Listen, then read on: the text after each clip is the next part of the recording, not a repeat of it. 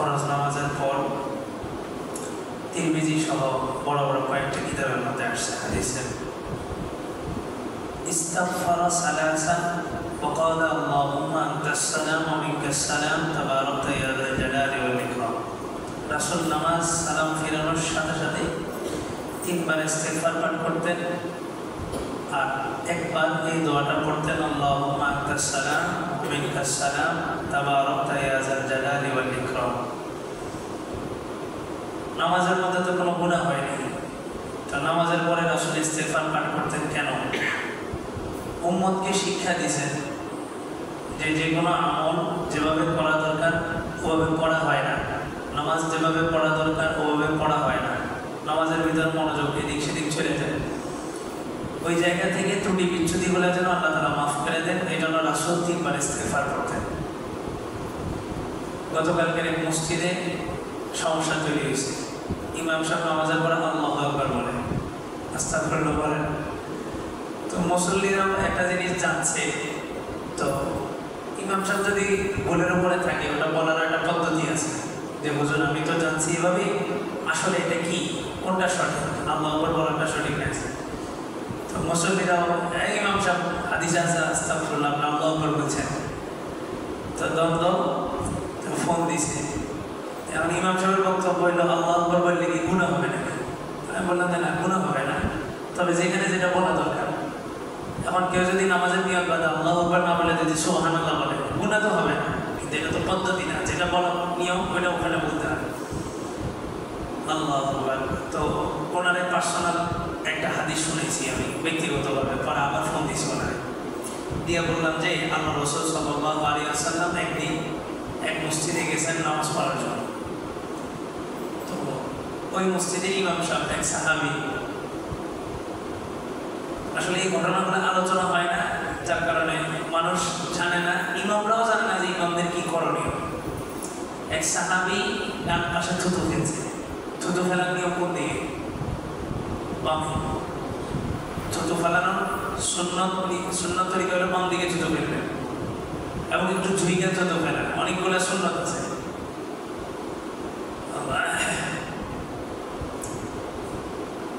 তো দেখলেন যে একজন সাহাবী বাম দিকে ডান দিকে থুতু ফেলছে, ওনার হয়তো কোনো সাহাবী তো সবসময় সুন্নতের উপরে চলে, হয়তো ওনার বামে কোনো লোক ছিল অথবা কোনো সমস্যা ছিল যার কারণে উনি হয়তো ডাইনে ফেলছে। বিষয়টা তো বড় সড়ো কিছু না, ছোটখাটো বিষয়, আমরা অনেকে জানিও না যে থুতু কোন দিকে ফেলতে হয়। আল্লাহ রাসূল বললেন তুমি কে, পরিচয় কি? তো বলছে মসজিদের ইমাম। তো রাসূলের মসজিদে যে আসরের নামাজ পড়ছেন ওইটা সাহাবীদেরকে বলছেন তোমাদের এই মসজিদের ইমাম, সে যদি ইমামতি করতে আসে তাকে ইমামতি করতে দেবে না, সে ডান দিকে থুতু ফেলছে। তোমাকে ওই সময় আসছে ইমাম সাহেবদের একটা আলাদা পাওয়ার থাকে, একটা গালিচা বিছানো থাকে, উনি ওনার মতো করে হাইটা সামনে চলে যান। তো এই সাহাবীও রীতিমতো প্রত্যেক পথে যেভাবে সামনে যান, তোমাকে ওই সময় সামনে যেতে গেছেন, পিছন থেকে সাহাবায়ে কেরাম সব জামা টান দিয়ে পিছনে নিয়ে গেছে, কত তুমি সামনে যেতে পারবে না, রাসূল তোমাকে ইমামতির জন্য নিষেধ করছেন। কি অন্যায়? তুমি ডান দিকে থুতু ফেলছ। আরবিতে একটা কথা আছে হাসানাতুল আবরার সাইয়্যাতুল মুকাররাবিন, নিকটবর্তী অনেক লোকের হাসানাতুল আবরার সাইয়্যাতুল মুকাররাবিন, নেককার বান্দাদের অনেক নেক আমল আল্লাহর একদম নৈকট্যপ্রাপ্ত বান্দাদের জন্য গুনাহ।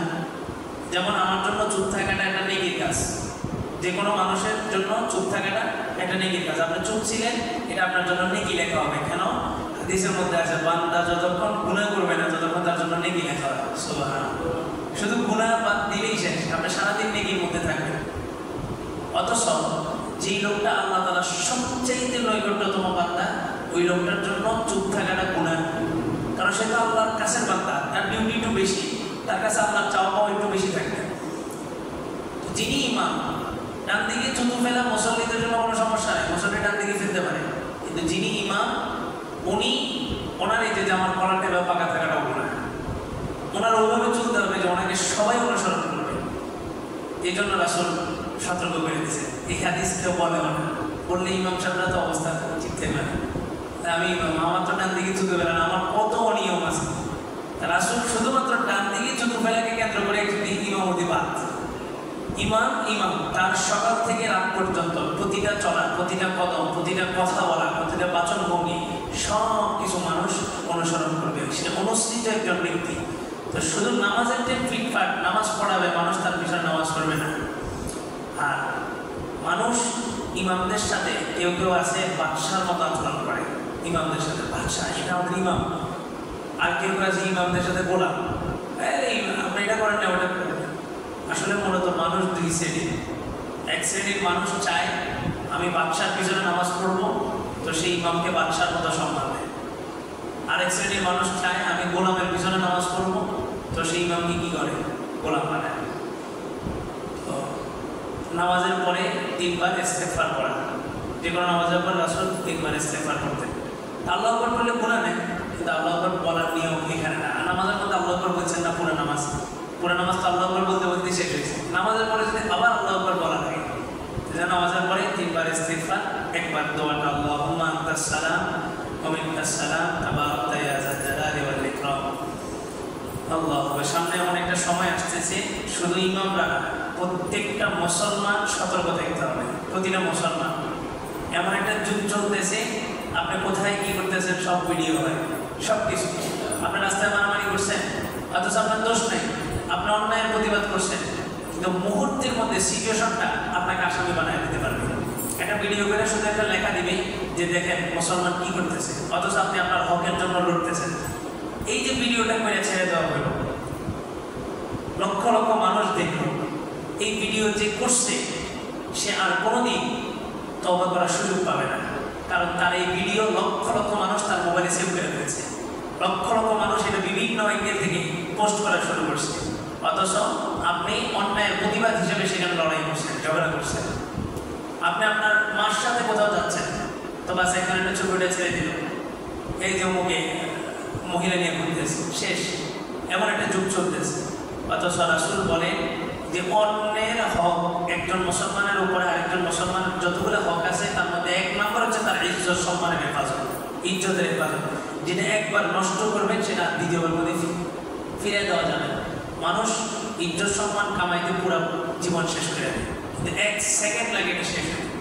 এই জন্য সামনের সময়টা ইমামদের জন্য সতর্কতা আছেই, পাশাপাশি প্রতিটা মুসলমান শুধুমাত্র মুসলিম পরিচয়ের উপরে সতর্ক থাকতে হবে। অনৈতিক কোনো কাজ, অন্যায়ের কোনো কাজ যেন আমার দ্বারা না হয়। সামনের সময়গুলোতে প্রত্যেকটা মানুষ তার আপন জায়গা থেকে নেতৃত্ব দিতে হবে। রাসূল বলেন আলা কুল্লুকুম রাঈ ওয়া কুল্লুকুম মাসউলুন আন রাঈয়াতিহি। তোমাদের প্রত্যেকেই দায়িত্বশীল এবং হাসরের মাঠে প্রত্যেকের অধীনস্থ সম্পর্কে তাকে জিজ্ঞাসিত হবে, সে জিজ্ঞাসিত হবে, তাকে জিজ্ঞেস করা হবে। যেমন আমি পরিবারের কোনো রকম একটা দায়িত্ব নাই আমার, কিন্তু তারপরও আমি দায়িত্বশীল কেন? আমার স্ত্রী আমার অধীনে, আমার বাচ্চারা আমার অধীনে, আমার মাতা পিতা আমার অধীনে, এই যে আমি দায়িত্বশীল। আমার কোনো পোস্ট নাই, কোনো পদবি নেই, কিন্তু তারপর প্রত্যেকেই কি আছি? দায়িত্বশীল। আমি এখনো বিবাহ শাদী করিনি, কিন্তু আমি ভাইদের মধ্যে, ভাই 4 জনের মধ্যে আমি 2য় নাম্বার। তার মানে আমার ছোট 2 ভাইয়ের জিম্মাদারি আমার, এই ছোট 2 ভাই সম্পর্কে আমাকে জবাবদিহি করতে হবে। আলোচনা চলতেছিল সুদের ভয়াবহতা। আল্লাহ তাআলা বলছেন যারা সুদ গ্রহণ করবে তাদেরকে জিনে ধরলে যেরকম মানুষ অ্যাবনর্মাল হয়ে যায়, আল্লাহ তাআলা এরকম মেরে দেবে। আল্লাহ এরকম মেরে দেবেন কীভাবে? একটা মানুষ শত শত কোটি কোটি টাকার মালিক, হঠাৎ করে সে দেউলিয়া হয়ে গেছে, এই মানুষটা কি স্বাভাবিক থাকতে পারবে না?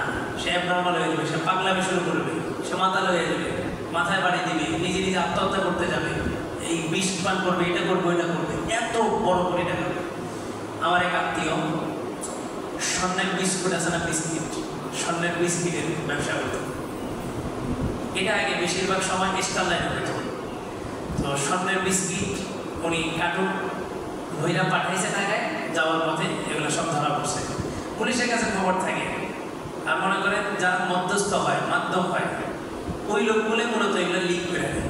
লিক করে দিলে হয় কি, আপনি একটা মানুষের মাধ্যমে এই স্বর্ণ ঢাকায় পাঠিয়ে দিচ্ছেন, তাকে আপনি কত দিবেন? সর্বোচ্চ 10,000 টাকা দিবেন। কিন্তু সে যদি তথ্যটা ফাঁস করতে পারে, পুলিশ তাকে হয়তো স্বর্ণের বার একটা দিয়ে দিল, একটা বিস্কিট দিয়ে দিল, তো কয়েক লাখ টাকা তার দিতে হবে। তো ওনার অবস্থান দেখছিলাম, ওনার বাড়ির ভিতরে ওই যে সেগুন কাঠ দিয়ে বিভিন্ন ডিজাইন করা ছিল। মানে এমন এক পরিস্থিতি হয়েছে যে মানুষ বলছে যে উনি বাঁচবে না, মারা যাবে। পরে আমার নানা ওনারে তাবলিগে পাঠাইছে, তাবলিগে যায়, তারপরে একটু স্বাভাবিক হয়েছে। ওই সময় বুঝছি যে আসলে মানুষ হঠাৎ করে একটা ধাক্কা খায় টাকা পয়সার বিষয়ে মানুষ সেন্সার হয়ে যায়।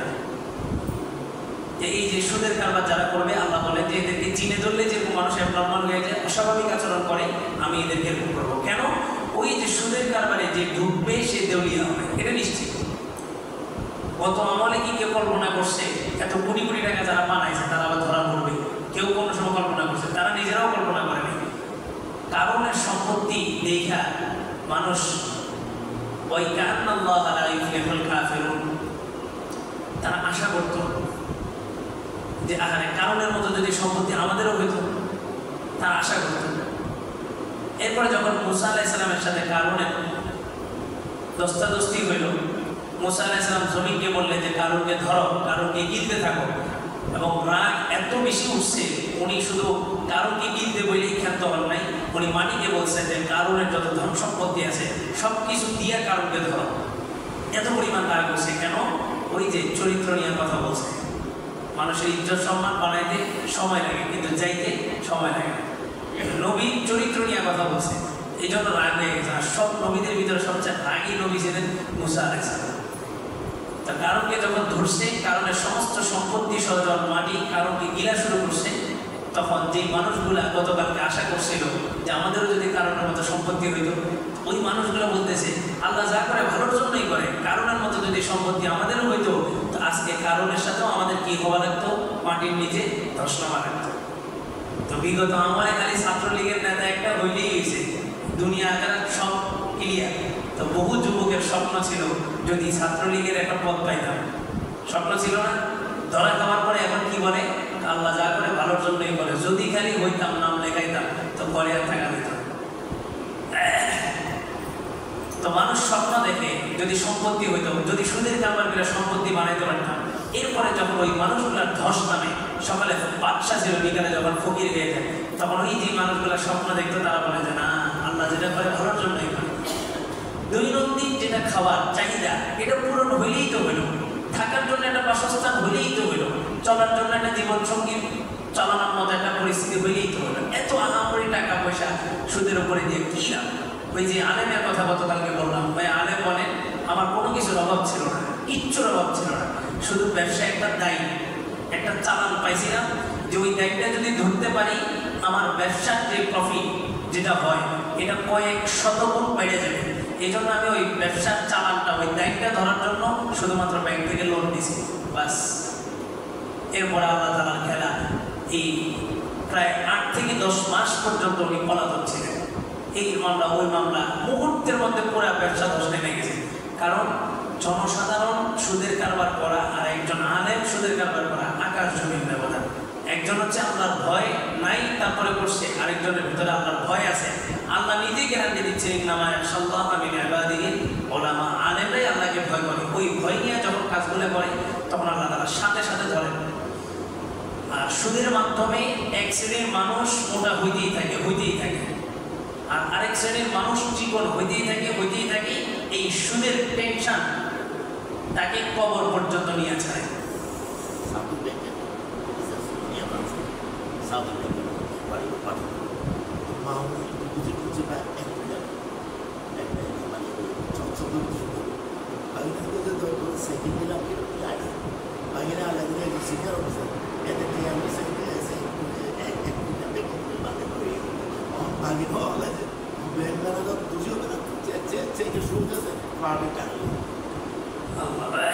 টাকা পয়সার লোক, খাবার দাবারের লোক, সবসময় শুধু মাথায় এতটুকু রাখবেন যে আপনার খাবারের স্বাদটা এই চার আঙ্গুল, এই জিহ্বা, এতটুকুই তো।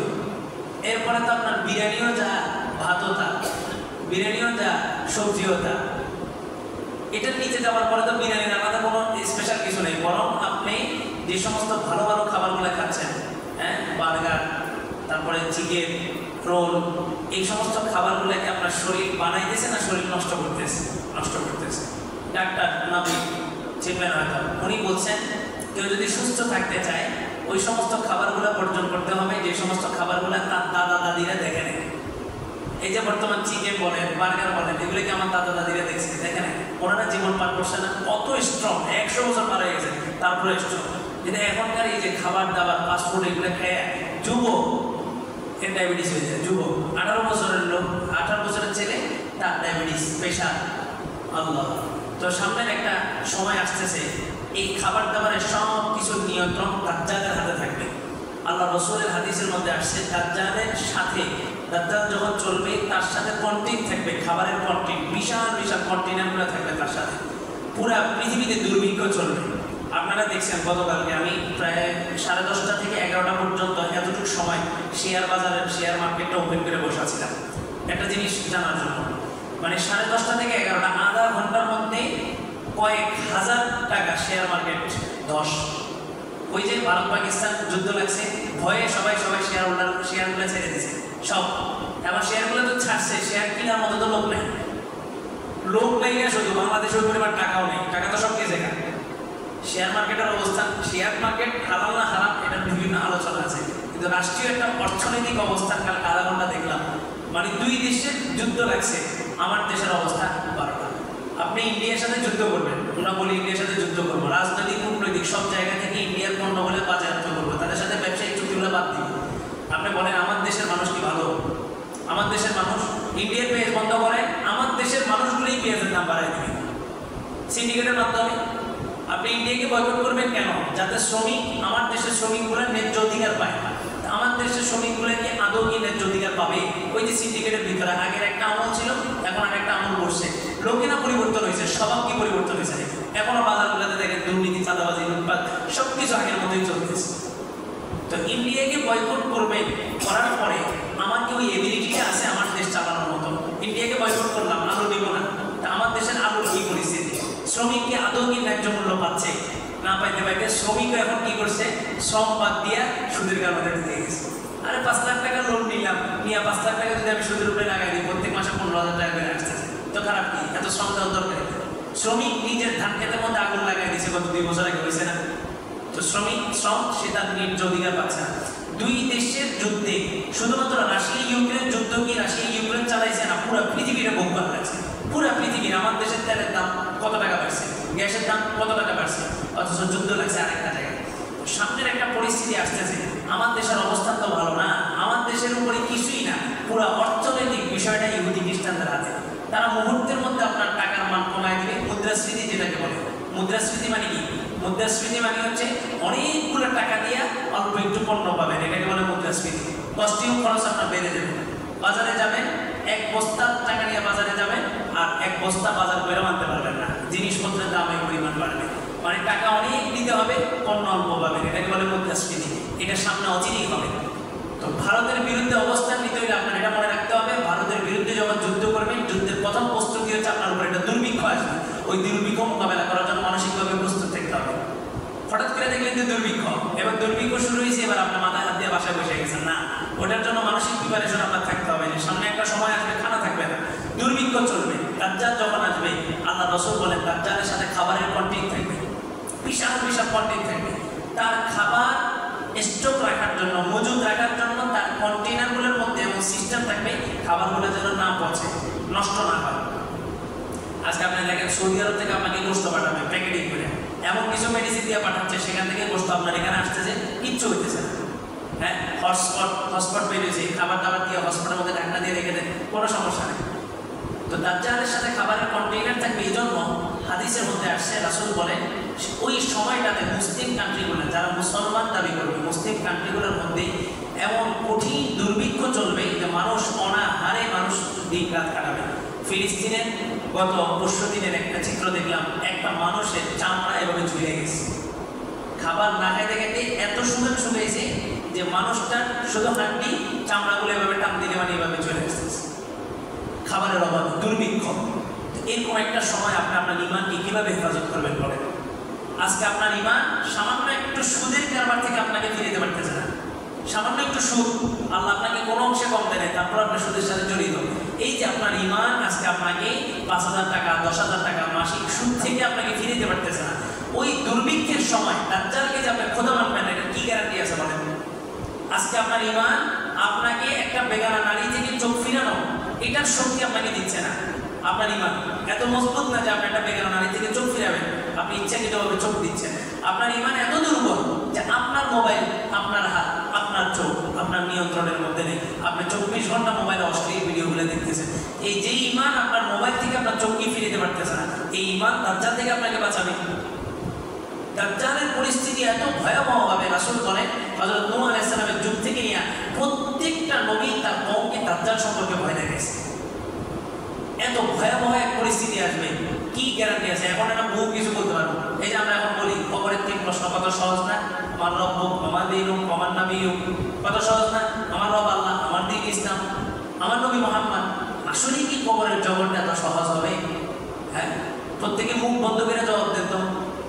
আমি বললাম যে তোমার দীনুক, তোমার দ্বীন কি? আপনি মুখ বন্ধ করে জবাব দিতে পারবেন? কবরের জগতে আপনার মুখে সিল মারা থাকবে, আপনার মুখে আটকানো থাকবে, আপনার আমল অনুযায়ী আপনার জবান খুলবে, আমল না থাকলে জবান খুলবে না। হ্যাঁ, কিছুই তো জানি না, আমি তো কিছুই জানি না, আমি তো কিছুই জানি না, লা আদরি আমি কিছুই জানি না। এরপরে যা শাস্তি শুরু হবে। আর কবরের শাস্তি, একটা মানুষ যদি 1000 পাড়ি দেয়, যেমন আমি যদি কাউকে 1000টা পাড়ি দিই, অথবা আমাকে যদি কেউ 1000টা পাড়ি দেয়, তো প্রথম পাড়িটা যে শক্তি দিয়ে দিবে, 1000তম পাড়িটা, সর্বশেষ পাড়িটা কেউ শক্তি দিয়ে দিতে পারবে? পারবে না। এটা মানুষের আস্তে আস্তে শক্তি কমতে থাকবে, কিন্তু ফেরেশতাদের শক্তিটা ভিন্ন, ফেরেশতাদের আযাবটা ভিন্ন। তাদের প্রথম পাড়ি যে পরিমাণ শক্তির সাথে হবে, কিয়ামতের একদম শেষ সময় পর্যন্ত যে বাড়িটা দিবে একই পাওয়ার থাকবে, কোনো ব্যবধান নেই। একজন থাকবে অন্ধ, আরেকজন থাকবে বয়রা, বধির, কানে শোনে না, আরেকজন অন্ধ, এই লোক পাতারি পিড়িতে থাকবে। আর যে বধির, রাসূল বলেন যে বধিরকে এই জন্যই পাঠানো হবে, সে চিৎকারের আওয়াজ শুনবে না, চোখে দেখবে, দেখা ওই মানুষটার চিৎকার আর্তনাদ তার কাছে মনে হবে যে আমাকে কেন মারতেছে অন্যায়ভাবে, মানে তাকে আরো রাগ খুব বাড়ায় দেবে। অন্ধকে অনেক সময় আপনার কথা একটা বললে সে আরেকটা বুঝে, যে বধির একটা বললে আরেকটা বুঝে। আর যে সমস্ত মানুষগুলো বধির, এরা কিন্তু বোবা হয়, বোবারা বধির হয়। কারণ তাকে যদি কথা বলার শক্তি দেওয়া হতো, অথবা কথা বলার শক্তি দেওয়া হয়েছে, কান শোনার শক্তি দেওয়া হয়নি, তাহলে এই মানুষটার জন্য অনেক কষ্ট হতো। এই জন্য আল্লাহ তাআলা যাদেরকে বোবা বানান তাদেরকে বধির বানান।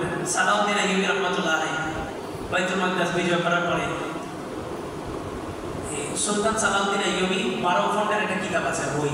এটার মধ্যে সালাউদ্দিন আইয়ুবীর জীবনী, উনি যে সমস্ত যুদ্ধগুলো করছেন সবগুলো উঠানো আছে, উপন্যাস আছে, উপন্যাস, ইসলামিক উপন্যাস।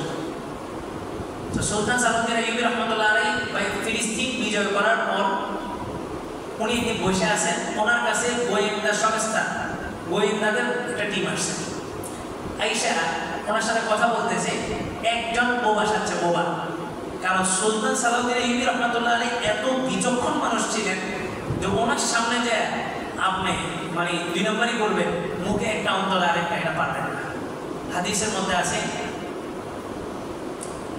ইত্তাকু ফিরাসাতাল মুমিনিন ইত্তাকু ফিরাসাতাল মুমিন ফাইন্নাহু ইয়ানজুরু বিনুরিল্লাহ। তোমরা মুমিনের চৌকান্না থেকে, মুমিনের এটা কি বলে চালাক, চতুরতা, এটা থেকে তোমরা বেঁচে থাকো। কারণ মুমিন যখন কারো দিকে তাকায়, মুমিন যখন কোনো একটা বিষয় অবজার্ভ করে, সে আল্লাহ তাআলা নূর দিয়ে থাকে। এই জন্য দেখবেন অনেক বুজুর্গ এমন আছে, আপনি গেছেন, আপনি দেখেই বলে দিচ্ছে যে আপনি কি কি করছেন, আপনি কি কি করেন না করেন, আপনার ব্যাপারে একটা সলিউশন দিয়ে দিচ্ছে। কারণ বিচক্ষণতা, কারণ তাদের যে বিচক্ষণতা, তারা যে কোনো জিনিস লক্ষ্য করে তখন আল্লাহর নূরের মাধ্যমে লক্ষ্য করে, আল্লাহ তাআলা এই জিনিসটা ভালো খারাপ সব কিছু তার সামনে উঠায় ধরে। তো সুলতান সালাউদ্দিন আইয়ুবী রাহমাতুল্লাহ আলাইহি ওই বিচক্ষণতা ছিল।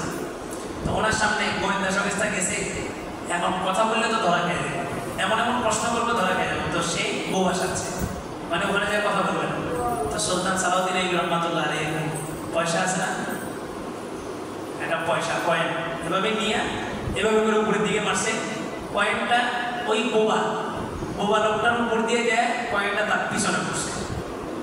তো পিছনে পড়ছে, আসলে সে বোবা সাচ্ছে, আসলে কি বোবা নাকি? বোবা না। তো যখন পিছনে কয়েনটা পড়ছে, কয়েনের আওয়াজ হচ্ছে, সেইভাবে চমকে পিছন দিকে তাকাইছে, সামনের দিকে ঘুরে দেখে সুলতান সালাউদ্দিন আইয়ুবীর তরবারি এখানে, মানে ওই লোকটা পিছন দিকে ঘুরছে, আর সালাউদ্দিন আইয়ুবী রাহমাতুল্লাহ তরবারি বলে ধরছে, বলে যে বলো তোমাকে কে পাঠাইছে। তো সে তো গোয়েন্দা সংস্থার লোক, বিচক্ষণ ছিল, তাই যে আমার যেই পাঠায়, তবে আপনি বুঝতেন কিভাবে যে আমি যে বোবা না? তো বলে এটা আমাকে আমার আল্লাহ শিখেছে, যে বোবা হয় সে বধির হয়, সে কানে শুনবে না। আমার পয়সাটা যে তোমার পিছনে দেওয়া পড়ছে, তুমি কানে শুনছো মানে তুমি বোবা না, তুমি বোবা সেজে আসছো। তো সাথে সাথে সে মুসলমান হয়ে গেছে এবং সে তথ্য দিছে যে আপনার ফিলিস্তিন বিজয় হয়েছে, এখন শুধুমাত্র জেরুজালেম এরিয়ার মধ্যে 3000 আলেম আছে, যে 3000 আলেম নামে আলেম, আসলে এরা কিনা আলেম না, এরা ইহুদিদের গুপ্তচর, তাদের মিশন বাস্তবায়ন করতেছে। পোশাক, লেবাস, বেশভূষা সবকিছু তো শিখেছেন আলেম। এক রাতের মধ্যে সুলতান সালাউদ্দিন আইয়ুবী 3000 আলেমকে লটকাই দিয়েছে। তো সামনের একটা পরিস্থিতি আসতেছে, দাজ্জালের হাতে খাবারের কন্টেইনার থাকবে এবং মুসলিম কান্ট্রিগুলোতে এমন দুর্ভিক্ষ চলবে যে মানুষ খাবারের জন্য তার সব কিছু বিসর্জন দিয়ে দেবে, সব বিসর্জন দিয়ে দেবে, সব। ভাই আমাকে খাবার দাও, খাবার দাও। আমি একটু বাঁচতে চাই। ওই যে কি নাম, এই ইয়ার সিটি কর্পোরেট ইয়ার মালিক ছিল, যে করোনার সময় মারা গেল, যে বললো যে আমি আমার সব সম্পত্তি দিয়ে দিব, আমাকে শুধু কি করো, বাঁচার ব্যবস্থা করো। মানুষ বাঁচার জন্য মানুষ অনেক কিছু করেন। আজকে চিন্তা করেন, আপনার সন্তান, আপনার আদরের সন্তানটা যদি আপনার সামনে ক্ষুধার যন্ত্রণায় কাতরাইতে থাকে, আপনি কি করবেন? আপনার কোনো সম্পত্তি নেই, আপনি তো পারলে আপনার কিডনিটা হইলেও বিক্রি করে দিবেন, যেমন আদরের সন্তান এটা আমার সামনে কি দেয়, ছটফট করতেছে। তো দাজ্জাল যখন আসবে তখনকার পরিস্থিতি আরো কঠিন হবে। আপনার মা, বাপ, বোন, বিবি, বাচ্চা, সন্তান, আপনি নিজের সহ কয়েকদিন অনাহারে আছেন ক্ষুধার যন্ত্রণায়। আল্লাহ রাসূল তো এমনি এমনি বলেন না যে বকরি নিয়ে পাহাড়ে চলে যাবা। এমন একটা সময় আসবে, ইমান বাঁচাইতে বলে তোমরা বকরি নিয়ে পাহাড়ে চলে যাবা, বকরির দুধ দহন করে দুধ পান করবা, আর যদি বেশি ক্ষুধা লাগে বকরি জবাই করে বকরির গোশত ভক্ষণ করবা। তারপর সমাজের মধ্যে থাইকা তুমি তোমার ইমানকে হেফাজত করতে পারবা না। দাজ্জাল আসার আগে এই সবচেয়ে বড় যে সমস্যাটা ফেস করতে হবে এটা হচ্ছে দুর্ভিক্ষ। এটা এখন থেকে প্রিপারেশন নেন। মুসলমানদেরকে আল্লাহ তাআলা রমজানের রোজা এমনি এমনি ফরজ করেন নাই, মুসলমানদেরকে এটা ট্রেনিং দিতেছেন। যুদ্ধের ময়দানে যাবা, টানা তোমার 30 দিন 60 দিন যুদ্ধ করতে হতে পারে, তো তোমার না খায় থাকবা কিভাবে? এই যে রমজান মাসের রোজার মাধ্যমে তুমি কি করো, প্র্যাকটিস করো। প্রত্যেক মাসের আইয়ামে বীজের মাঝখানে 3 দিনের রোজা রাখো, প্রতি সপ্তাহের মধ্যে সোমবার বৃহস্পতিবার রোজা রাখো, তুমি এটা প্র্যাকটিস করো। এখন ডাক্তারের প্রেসক্রিপশন কি? আপনার গ্যাস্ট্রিকের সমস্যা, কোনো ওষুধে কাজ হইতেছে না, ডাক্তার আপনাকে কি বলে, উপোস থাকে, সকাল থেকে সন্ধ্যা পর্যন্ত উপোস থাকে, গ্যাস্ট্রিক ভালো হয়ে যাবে। আর বাস্তবেই আপনার রোজা রাখেন সপ্তাহে 2টা করে, গ্যাস্ট্রিকের কোনো সমস্যা আপনার থাকবে না। আল্লাহ, তো সামনে যে ভয়াবহ পরিস্থিতি আসছে, 1 নম্বর আমাদের কিসের প্রিপারেশন নিতে হবে? ক্ষুধার যন্ত্রণা সহ্য করার প্রিপারেশন নিতে হবে। ইচ্ছে করে আপনি দুপুরে ভাত খেয়ে নেবেন, ইচ্ছা করে। কি যারা মরছে, না খায়া মরছে না খায়া মরছে, এই পর্যন্ত যারাই মরছে সবাই খায়া মরছে, এটা প্রিপারেশন নেন, প্রস্তুতি নেন। না, এটা বাস্তব। আমি 3 বার খাই, এটা বাস্তব। তবে আমি 3 বারের বাহিরে সামান্য নাস্তা গ্রহণ করি না, এটা একটা বদ অভ্যাস। এটা কত বছর? আল্লাহ রসুল 2 বেলা খাইছেন। জাপানের একটা টিম মদিনাতে আসছে আল্লাহ রসুলের ইন্তেকালের 100 বছর পর। আইসা একটা ক্লিনিক তৈরি করছে, ক্লিনিক, হাসপাতাল। 6 মাস পর্যন্ত হাসপাতালে কোনো রোগীই নেই। তো তারা চলে যাবে, সবকিছু সিদ্ধান্ত নিয়েছে। নেতৃত্ব স্থানের নেতাদেরগুলো আসলে নেতাদের সাথে বসছে যে আমরা একটা হসপিটাল করলাম, তোমরা আমাদের কাছে একটা রোগীও পাঠাইলে না, আমরা এত দূর থেকে তোমাদের দেশে এসেছি সহযোগিতা করার জন্য। তখন ওই নেতারা বলে যে আমাদের দেশে একজন মনীষী ছিল, মনীষী 100 বছর আগে একজন মনীষী মানে কি? আল্লাহ রাসূল সাল্লাল্লাহু আলাইহি ওয়াসাল্লাম বলে যে উনি আমাদেরকে বলে গেছে এই 2 বেলা খানা খাবা, 2 বেলা খানা, খিদা নিয়ে খাবার খেতে বসবা, আবার খিদা থাকতে থাকতেই খাবার থেকে উঠে যাবা। ওই জাপানের ওই টিম, ওই ক্লিনিক সদস্যরা বলে গেছে যতদিন পর্যন্ত তোমরা এই ফর্মুলাটা ধরে রাখবা ততদিন পর্যন্ত পৃথিবীর কোনো রোগ তোমাদেরকে গ্রাস করতে পারবে না। খিদা নিয়ে বসবো, খিদা নিয়ে উঠবো। আর কথা, ফজরের পরে একটা নাস্তা হয়, আবার 8-9টার দিকে আরেকটা নাস্তা, আবার জোহরের পরে খানা, আসরের পরে নাস্তা, রাত্রে আবার খানা। বাংলাদেশের জামাত গেছে প্রাইভেটে, তো জুবাইর হাসান সাহেব রহমতুল্লাহ আলাইহি মারা গেছে। সকালবেলা এত বড় একটা রুটি দিয়ে আমার কাছে, এত বড় একটা রুটি দিয়ে সবজি, মানে আপনি একটা রুটি খেতে আপনার খবরে তো বাঙালি তো সকালে সবাই ওখানে রুটি খায়। তো জুবাইর হাসান সাহেব রহমতুল্লাহ আলাইহি বাঙালিদের জিজ্ঞেস করছে, হ্যাঁ বাঙালি তো বাঙালি না, প্রথমে বুঝেন নেই, বলছে যে খানা খায়া, তুমি খানা খাইছ? তো বাঙালি কয়ে যে নেই, খানা নেই খায়, নাস্তা কিয়া, খাবার খাইনি, আমি নাস্তা করছি। তো হুজুর বললেন যে ওই বাঙালি তো খানা গিলা, মানে রুটিনে আমরা মনে করি কি নাস্তা, রুটি 10টা খাইলেও আমরা নাস্তা। খাবার যত কম খাবেন কম গ্রহণ করবেন, আপনার রিজিক সীমিত।